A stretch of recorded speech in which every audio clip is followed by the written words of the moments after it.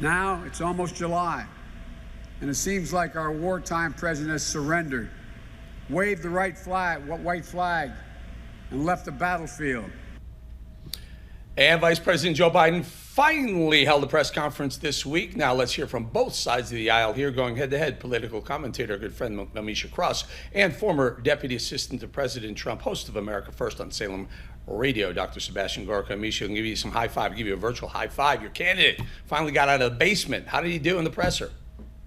Well, I think that Joe Biden did exceptionally well. This was a strong day for him. He came out swinging. He had a full understanding of where President Trump now stands, with a lot of people losing faith, losing a lot of their, push to support him. We're looking at a president who is now double digits behind Joe Biden in the polls running up to the November election. We're looking at a president who has not held up his end of the bargain in protecting America from the spread of coronavirus. We're seeing hundreds of thousands of more cases every day. So I think that Joe Biden, he had his pulse to the nation, and he spoke to a lot of the issues that President Trump has, quite frankly, dropped the ball on. All right, Sebastian, what about it? How did Joe Biden do on his first presser in 90 days?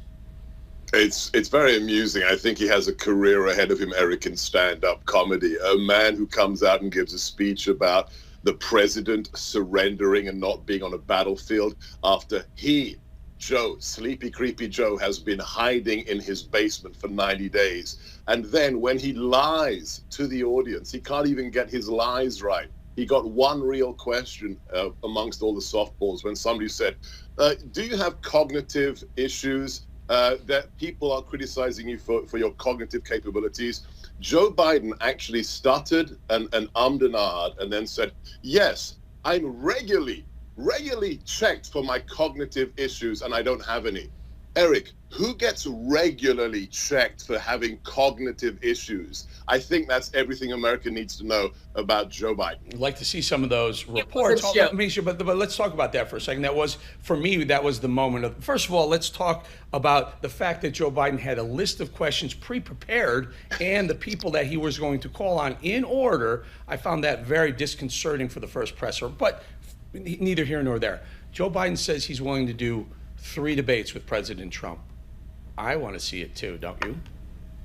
Absolutely. I'd be extremely excited for the debates. I think that America needs to see, both candidates actually go head to head in those types of conversations and answer the questions that are pressing people the most. I'm definitely ready to see all of those debates happen. It's tradition. It's what America wants to see. We know that people typically don't make their decisions on who they're going to elect until closer to the election time. We're still, almost 130 days out. A lot can change between now and then. Debates matter.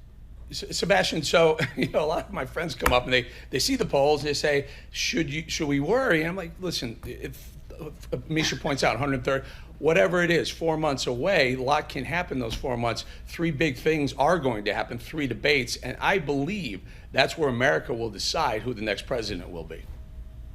I think you're absolutely right. Most people aren't like us, Eric. They're not political junkies. Most people just live their lives, want to make that car payment at the end of the month. They'll decide on the way to the polling station in many cases. But when those 3 debates happen, I know what it's going to be. It's going to be a rhetorical bloodbath, and the victim is going to be Joe Biden in a little puddle on the floor. This man has cognitive issues. He doesn't know whether his sister is his wife. He thinks Super Tuesday is on Thursday. He thinks he's running for the Senate. That up against my old boss, Donald Trump, that should be a pay-per-view event. And if you remember, Misha, in 2016, Hillary Clinton was leading in the polls. When it got to the debates, Trump really crushed her. And I think that is what changed the 2016 election. You don't think the same risk for the Democrats in 2020? Well, the issue in 2016 was a lack of Democratic voter turnout. And I think that this year there's a lot more impetus to pull voters out. And judging by who Vice President Biden chooses to be his VP candidate this go round. Who is that? Who's that going to be? It's going to be a woman, and it's going to be a woman of color. In 2 weeks, we'll find out. So what do you think? You want to make we got to go. I just a quick thought. Who do you think it should be, Amisha? Kamala Harris. And what about you, Sebastian? I just think Martin Luther King is horrified. So we're judging somebody on their skin color. That's the opposite of what the Reverend stood for. It's appalling, but that's the Democrats. I will tell you, I've done this for a long time, politics. The biggest risk to the Trump campaign is a Michelle Obama vice president. That's about the only risk, the way I read it from here. Reading the tea leaves, everybody. Thank you, Misha. Thank you, Sebastian.